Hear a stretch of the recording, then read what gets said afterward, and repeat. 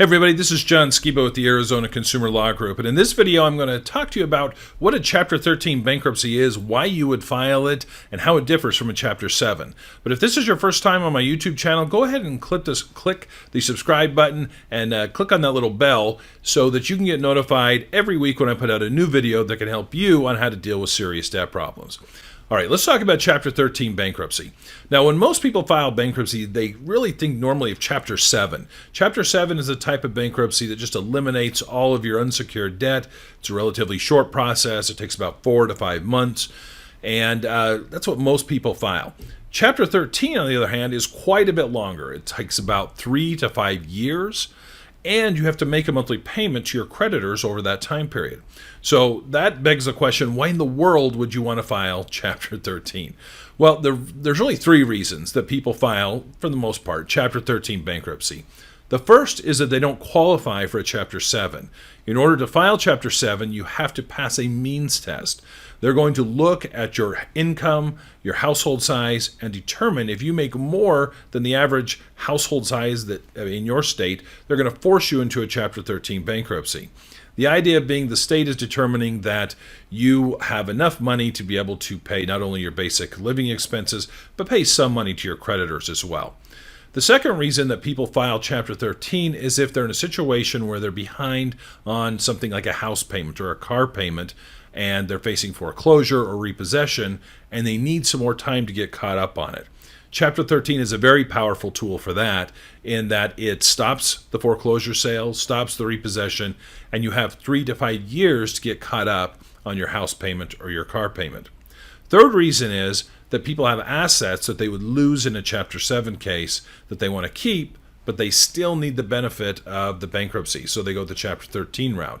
Because in a Chapter 13, you typically don't lose any of your assets. The court doesn't seize them and sell them like they could in a Chapter 7. So the process itself is very similar, at least initially, to a Chapter 7. The same exact forms are used. You're going to have to disclose income and assets. All of your debts are going to need to be disclosed. Your monthly budget is. And all of this is provided to the court. One of the biggest differences is that you also have to propose a Chapter 13 plan to your creditors, showing your creditors and the court how it is you're going to pay at least a portion of your debts during this next 3 to 5 years. Now, the first plan payment, this Chapter 13 plan, is due within 30 days of filing your case. So right out of the very beginning, you're going to have to start making a monthly payment to the court. So that leads to the big question, which I'll spend most of this video trying to explain, is how much are you going to have to pay on a monthly basis to your creditors over this 3 to 5 years? Now, this is, on its face, it seems like it may be a simple question, but it's not. It's actually pretty complicated because there are a number of factors under the law that we have to look at in determining how much you're going to be paying your creditors. So I'm going to go through each of these factors and give you an overview of it, and then I have a hypothetical that we can walk through so you can see how it plays out in real life. One of the first factors is the secured debts. Do you have a mortgage that you're trying to get caught up through this case? Do you have a car that you're behind on the car payments where you're going to need to get caught up on those monthly payments? If you do, then that's going to influence how much you're going to pay through your Chapter 13 plan. The second thing is priority debts. Priority debts are those debts that the law says they get priority. They tend to not go away through the bankruptcy process. You actually have to pay them. These are usually things like taxes, child support, alimony. Those types of debts generally have to be paid through your plan, and they're going to influence how much you have to pay during the course of your case.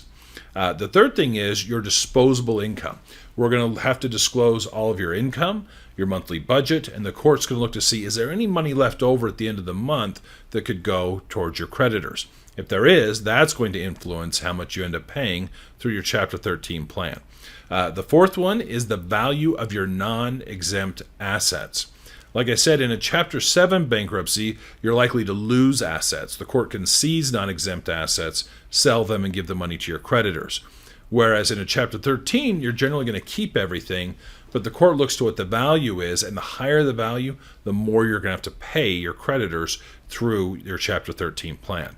And the last one is near and dear to my heart. It's administrative expenses. These are attorney's fees. For instance, in Arizona, The fee that you're allowed to charge for a Chapter 13 bankruptcy is $4,500. A portion of that is usually paid before the filing of your case, and then the balance is paid out through the life of your case. So that can influence what the total amount that you're going to pay is. So I know that's kind of a lot to kind of wrap your head around, and trying to figure out how to apply that. So I put together a little hypothetical that I want to run through that can give you some idea of what that actually looks like in real life. So let's look at the first one, secured debts. Let's say you're filing this Chapter 13 and you're going to be paying your car payment through this plan. And in most states, like in Arizona, if you owe on a car payment, you're going to have to make that payment to the bankruptcy trustee, who will then pay your car lender, who will pay the bank on that. Let's say your car payment is $250 a month and that you have 60 months left on the loan.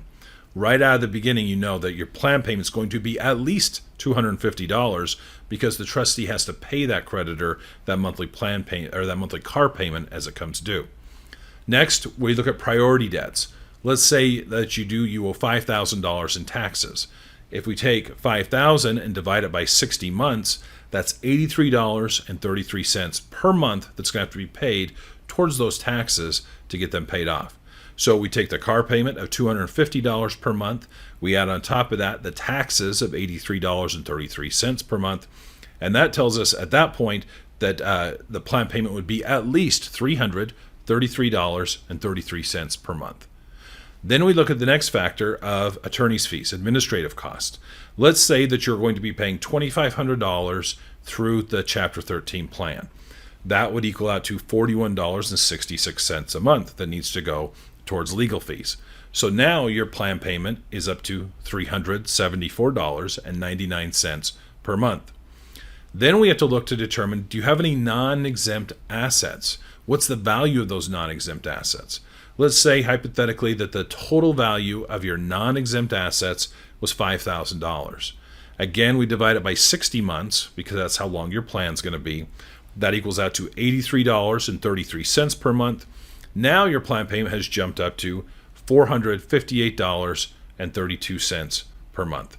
So we've looked at secured debt, priority debt, administrative costs, and the value of your non-exempt assets, and that's brought us to the point where we know your plan payment is going to be $458.32. Now, the one that gets a little bit tricky is the variable related to your disposable income. Because if the court looks, and if we look at your income, we look at your monthly expenses, if there is more than $458.32, the court will then require you to pay whatever that amount is. So let's say we look at your income, your expenses, and that there is $600 left over.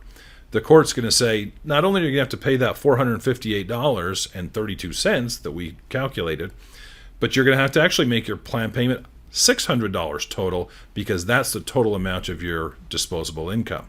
So that's where it gets a little bit confusing sometimes, because if your disposable income is higher than what the claims are that they're going to be paying, they require you to pay the higher amount, and then the difference, the excess, goes to your credit cards, medical bills. They all get to share in that.